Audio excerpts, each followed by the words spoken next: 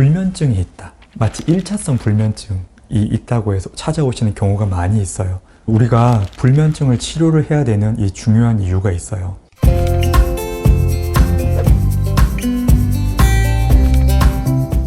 이번에는 잠을 잘 못 자는 것, 불면증에 대해서도 알아보도록 할게요. 불면증의 정의를 간단하게 이야기한다면 이런 거예요. 수면에 어려움이 있는데 일주일에 한 3일 이상 그리고 3개월 이상 계속될 때, 또 잘 수 있는 기회가 있음에도 불구하고 사람들이 못 자는 거예요. 이러한 것을 불면증이라고 이야기하는 거지요. 그리고 불면은 크게 한 3가지 정도로 나눠볼 수 있겠어요. 잠은 들었는데 중간에 계속 깨는 거, 충분히 못 자고 새벽에 일찍 깨버리는 것, 한 요 정도로 불면증을 또 나눠볼 수도 있어요. 그리고 이 불면증을 일으키는 종류로도 크게 한 4가지 정도로 구분할 수 있어요. 첫 번째는 이 신체 장애와 동반되는 불면증, 이 몸 상태가 수면을 취하기에 적합하지 않은 병을 동반하고 있을 때 잠을 못 잘 수가 있겠죠. 그리고 두 번째는 정신장애와 동반되는 경우예요. 이 정신과에서 흔히 볼 수 있는 이 불면증이죠.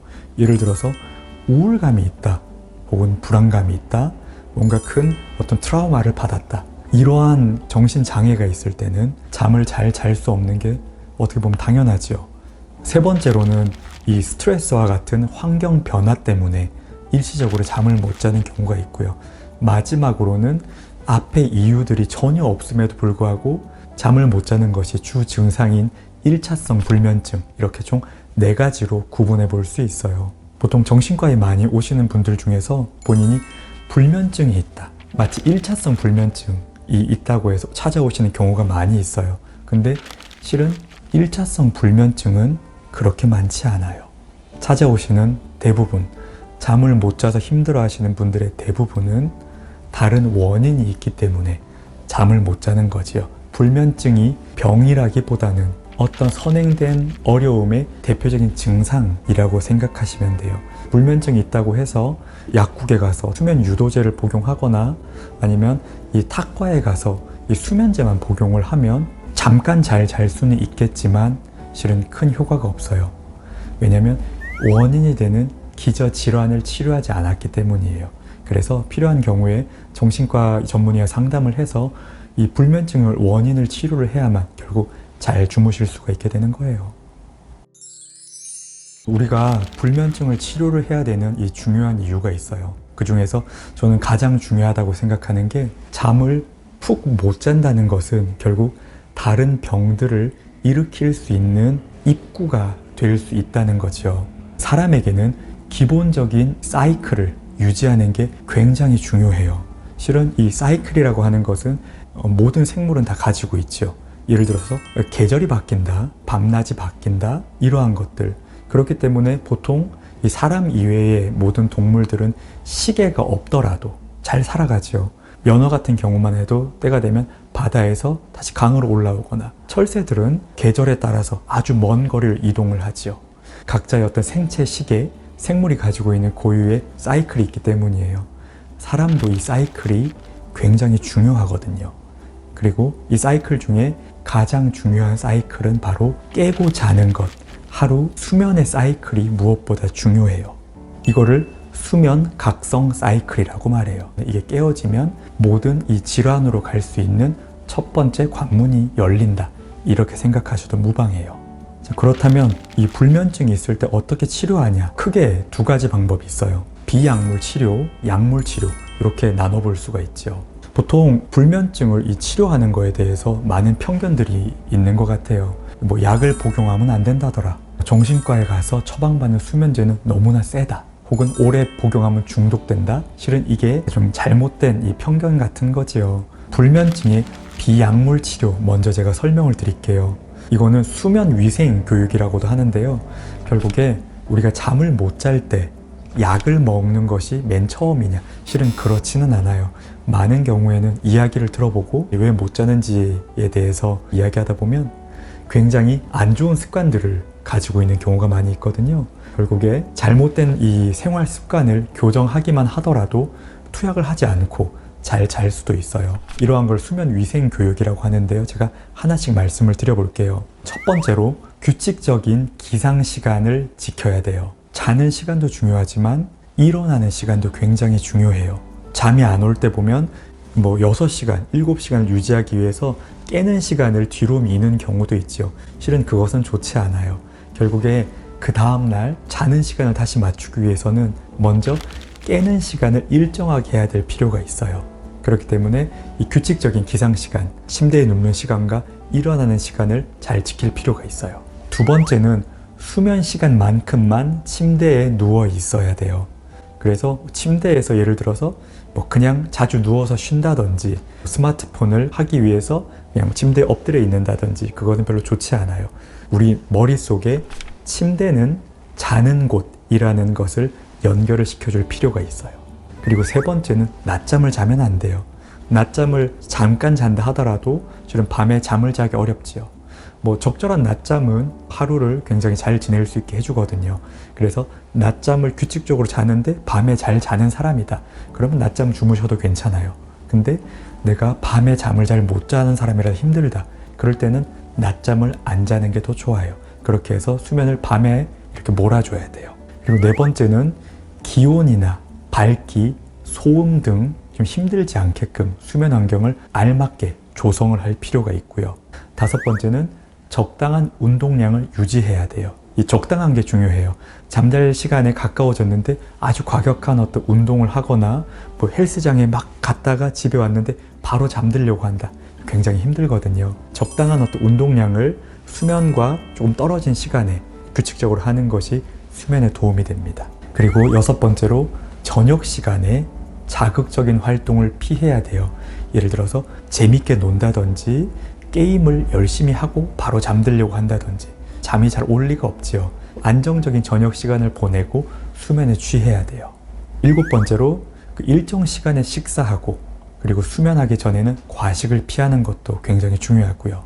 여덟 번째는 술, 담배, 커피, 각성 음료 같은 것을 잠자리에는 피해야 돼요. 그리고 아홉 번째로 자기 전에 물을 너무 많이 마시면 안 되겠지요. 그러면 자다가 계속 깰 수가 있어요. 화장실에 가야 되니까요. 그리고 열 번째로는 저녁에 이완요법을 하는 거예요. 대표적인 이완요법은 명상이나 요가가 있겠지요. 11번째로 만약에 누웠는데 잠이 안 온다. 그러면 침대에서 이리 뒹굴 저리 뒹굴 하면서 괴로워하시면 안 되고요. 침대에서 나와야 돼요. 침대에서 나와서 다른 방으로 건너가서 어두운 조명을 켜놓고 좀 지루한 일을 하는 거예요. 재밌는 걸 하는 게 아니고요. 따분한 책을 읽는다든지 눈을 감고 잠시 명상을 해도 좋아요. 그렇게 해서 졸려지면 다시 침대로 가서 잠을 청하는 게 실제로 자는데 더 많이 도움이 되죠. 수학 공부하는 거 도움이 되겠죠. 좀 따분하고 정적인 건 무엇이라도 좋아요. 12번째로는 시계를 치워버려야 돼요. 그런 사람들이 있어요. 나 몇 시까지 못 잤어. 3시까지 못 잤어. 4시까지 못 잤어. 시간을 계속 확인하는 거죠. 예를 들어서 이 방에 시계가 걸려 있으면 시계를 쳐다보게 되고 아니면 옆에 스마트폰이 있으면 괴로워하다가 핸드폰을 보는 거죠. 벌써 4시야 하면서 막 또 괴로워하게 되는 거죠. 실은 시간을 계속 확인하는 것은 잠을 더 못 자게 하고 조바심만 들게 만들어요. 그렇기 때문에 시계는 보이지 않는 곳에 치워두는 게 좋아요. 보통 핸드폰으로 알람 시계를 맞춰 놓잖아요. 그 알람을 맞춰 놓고 실은 손을 뻗으면 닿지 않는 곳에 두는 게 더 좋아요. 조금 멀리 떨어진 곳에 두고 돌아오는 거지요. 그렇게 하는 방법이 오히려 더 좋아요. 그리고 13번째는 고민거리는 침대에 가져오지 않는 거지요. 업무라든지 어떤 복잡한 생각, 고민 같은 것들은 잘 시간에는 그냥 침대에 어떤 물리적인 거나 이 머릿속으로나 가져오지 않는 것이 훨씬 좋아요. 마지막으로는 침대에 누워서 스마트폰을 하지 않는 게 굉장히 중요해요. 스마트폰이라고 하는 게 실은 재밌는 게 다 있잖아요. 그 안에는 모든 즐거운 거리가 다 있어요. 누워서 하다 보면 2-3시간이 훅 가버리지요. 그리고 밝아요. 어둡게 해놓는다 하더라도 빛에 계속 자극이 되니까 뇌는 자는 시간을 계속 뒤로 미루게 되는 거지요. 혹시나 만약에 지금 누워서 잘 시간인데도 불구하고 이 영상을 보고 계신다면 영상을 보지 않는 게 좋아요. 영상이 실은 아마 얼마 남지 않았을 거니까 이것만 마저 보고 그 다음에 핸드폰을 끄고 주무시는 게 되게 좋겠어요. 많은 분들이 나는 잠이 안 오기 때문에 술을 마신다. 술을 마시면 잠이 잘 오더라. 라고 하는 분들이 계시지요. 실은 이거는 일부는 맞고 일부는 좀 틀린 이야기예요. 예를 들어 술을 정말 뭐 기분 좋게 와인 조금이라든지 맥주 조금 간단하게 술을 마신다면 약간은 도움이 될지도 몰라요. 근데 잠이 들 만큼 술을 마시면 과하게 마시는 경우가 많이 있을 거예요. 그럼 몇 가지 문제점이 있는데요. 먼저 술을 마시면 잠이 잘 오는 것은 사실이에요.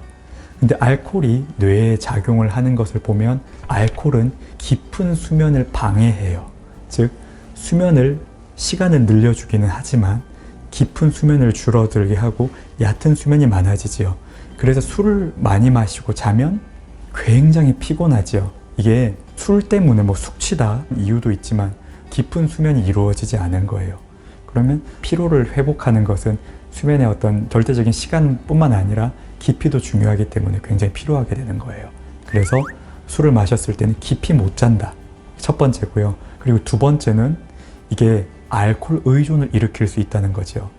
잠이 안 오기 때문에 술을 마셔서 나는 잠을 잘 잔다 라고 만족감을 느낀다면 자주 이렇게 할 거잖아요. 그러다 보면 어느 날 같은 이 양의 술을 마셨을 때 잠이 좀 잘 안 오게 돼요. 그럼 그럴 때 한 잔 더 마시게 되죠. 이게 계속 반복되다 보면 술을 굉장히 많이 마시게 되고 습관적으로 마시게 되죠. 나중에는 아무리 많이 마셔도 잠이 안 오게 돼요. 잠이 안 오는 것 때문에 술을 마시는 습관을 가진다. 이러면 당장 멈추고 이 전문가와 상의하시는 게 훨씬 나아요. 이번에는 약물 치료에 대해서도 좀 설명을 드려볼게요. 불면증 치료의 많은 경우는 불면을 잡는 게 아니라는 거 꼭 알고 계셔야 되고요. 결국에 많은 불면증은 어떤 선행된 이유가 있고 거기에 따른 증상인 경우가 많기 때문에 이 선행된 우울증, 이 불안 등을 치료해서 이 불면을 잡는 게 먼저겠어요. 잠을 못 잔다. 그래서 바로 수면제를 쓴다는 생각은 잘못된 거예요. 대표적으로 쓸 수 있는 약들은 항우울제, 항불안제, 혹은 기분 조절제, 아니면 베타 차단제 등 굉장히 다양한 약을 쓸 수 있고요. 실은 사람마다 다른 거죠. 무엇 때문에 잠을 못 자게 됐는가에 대한 접근을 하면 되고요. 만약에 필요할 때는 수면 유도제를 함께 쓸 수도 있어요. 그렇게 해서 이 불편한 것들을 치료해 나가면서 수면을 단계적으로 잡아본다. 이렇게 알고 계시면 되겠습니다. 오늘은 잠에 대해서도 좀 알아봤고요. 이어서 잠을 잘 못 자는 불면에 대해서도 알아봤어요.